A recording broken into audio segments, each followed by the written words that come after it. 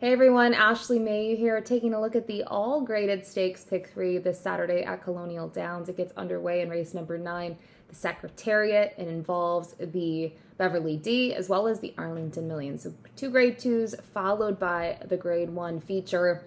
Let's just dive right into it. First off though, dollar minimum on this pick 3 kicks off in the grade 2 Secretariat Mile on the turf for the straight 3-year-olds, and it's a little bit of an interesting group. I think I can't single in here. Maybe some folks will, and you'll try to maybe get the value here and spread probably in the Arlington Million. But then again, that's not how I see it. I think this is really the race to spread. And we'll start with the number 8, Dream On, a horse that arguably is the horse to beat based on the resume. 4 for 9 in the career, back-to-back wins. Had that little bit of a break between the Woodhaven and the Penn Mile. Didn't matter. And I think that's kind of impressive in its own with the Penn Mile, the way the track was. Unfortunately, Penn National just kind of bogged down by rain, and you get a yielding turf course. But this horse had a circle, a compact field, did it very nicely. My one thing with Dream On is I just haven't seen that progression in numbers. I'm not saying that horses need to do that every single start, but sort of been hitting at the same for the past almost 12 months. So that's why I decided I don't think he's a single in here. I think others to look at. The number 2, Maui Strong, was one of 2 in this field that were cross-entered into a race on Thursday at Saratoga. They both scratched out of that. Maui Strong, from a pace perspective, I think is extremely intriguing. In the preview that Gino and I did earlier this week on this race specifically, I think there's a shot that Maui Strong gets the lead in here. And if they go soft, I would be a little concerned if I was trying to close in here, because you look at the Manila, he still went 46 and 4 to the half, and he only comes up 2 lengths short behind Zulu Kingdom, who is 3/4 a length, the best. So Maui Strong, I think, at least from a pace perspective, consider him. Yes, he's just 1 for 9, though. I know that part is a little deterring. Hopefully will allow us to get some value with him. The number 3, End of Romance. I thought his first start here was really good. A nice third in the rushaway. And then from there, you can see the Woodhaven. He was a length behind Dream On, but finished 5th. And then more recently, he went to Delaware Park. And I love this move from Graham Motion. I think he is just so good at using the Mid-Atlantic to his best kind of asset and his best strong suit, in the sense that you can chip and you can go find races that you're looking for, that you're targeting, that can serve as a stepping stone to a bigger target down the road. And I thought that race did exactly what it needed to for End of Romance. I think now he comes into here, maybe can try to be a little bit more forward based on that. I know it was a compact field and the fractions weren't all that quick, but it was nice to see him a little bit more involved. And I think that would help his chances in this spot. As I'd mentioned, the pace, it's not going to be fast in my opinion. So End of Romance will make the ticket, as well as the number 4, Simulate, who's 8-1 on the morning line. I don't think it's going to be anywhere near that price.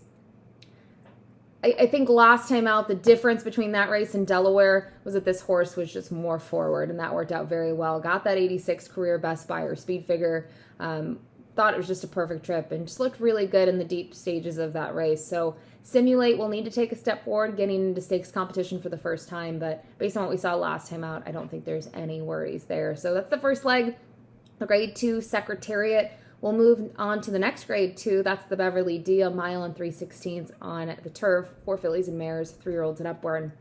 This is where I'm not going to spread. Single. I love the number 3, Beach Bomb, the South African mare who Graham Motion has handled well. You look at her last time out, a very game second in the grade 1 New York, behind She Feels Pretty. That was going the mile and 3/16 trip. That was with some moisture in the turf course. She's just a kind of a role model of consistency. She's had just a handful of races that haven't worked out for her. I think she can be forward. Obviously, Be Your Best to her inside is going to be forward. If she opts for this spot, she is cross-entered elsewhere, but not worried about it. I love that she has races going longer than this, has wins going longer than this. I think she's going to be in a good spot, and I'm not really worried about the ground as well. So Beach Bomb, the single there in the Beverly D. Then we'll move out to the feature on the 12 race program on Arlington Million Day, at Colonial Downs. Race number 11, the grade 1 Arlington Million, a mile and a quarter here for 3-year-olds and upward. And just go right to the outside. This is the starting point, maybe a single for many people. The 8 integration, 8-5 on the morning line, has the resume. You look at the horse that beat him last time out in the grade 1 Manhattan, Deterministic, went on to win. Most recently in another grade 1 event, was able to take the 4-star Dave. You look at Far Bridge, went on to win. Corruption, just a very productive event. And This horse has just been rock solid at Colonial. Look at the record. 3 for 4 in terms of wins and the lone defeat Colonial last year in this race behind Nation's Pride. So Integration is the horse to beat. I will use a couple of others in here though. When I looked at it, debated a little bit between the 5 and the 6. Ultimately went to the 6, Fort Washington, to make the ticket. He's 6 for 27 lifetime. I thought his win in the Dinner Party was quite good. The Dinner Party is a little bit of a tricky race, in my opinion, to handicap. And prior to that, he won the Canadian Turf. And I don't know how to kind of assess his race in the Grade 2 Wise down at Churchill. He ends up dead heating in there for 4th. And you just kind of look at it and I guess he loses some ground at some point. He had to tip out, but didn't love that performance from him. He took a lot of respect, so I think he'll need to take a step forward off of it and need to kind of rekindle that for him from 2 or 3 starts back. And then finally, Mystic Dan, hot take. Do you use him or you toss him? I think you either are intrigued by him in here or you completely think he's a toss for the fact that he's trying the turf for the first time. He's trying to do something that is a little bit of a rarity, right? When you think about Grade 1 wins on dirt and Grade 1 wins on turf. But I was a huge fan of his efforts 2 and 3 back, just in terms of the trips for him, his gameness when he was second behind Saudi Crown, when he was able to win the Grade 3 Blame. And he's going to try the turf. It's a big question mark.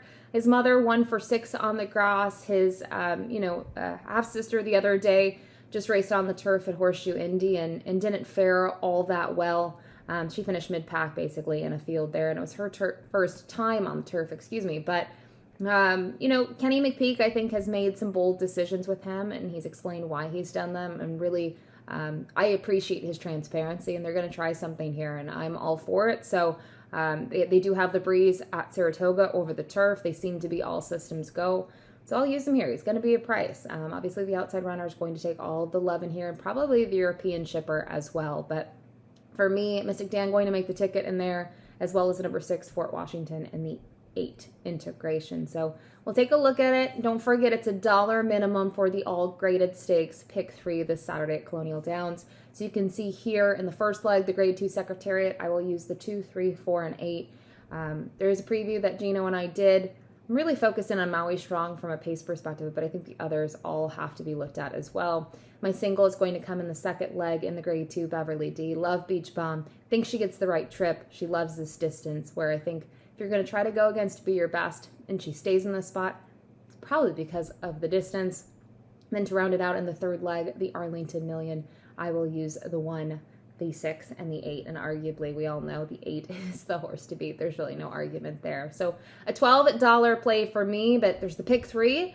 Race 9 is also going to kick off a 50-cent late pick 4. That's probably where I'm really going to look at and try to see if we can get some value there in the nightcap. But great wagering menu this Saturday at Colonial, and as always, best of luck.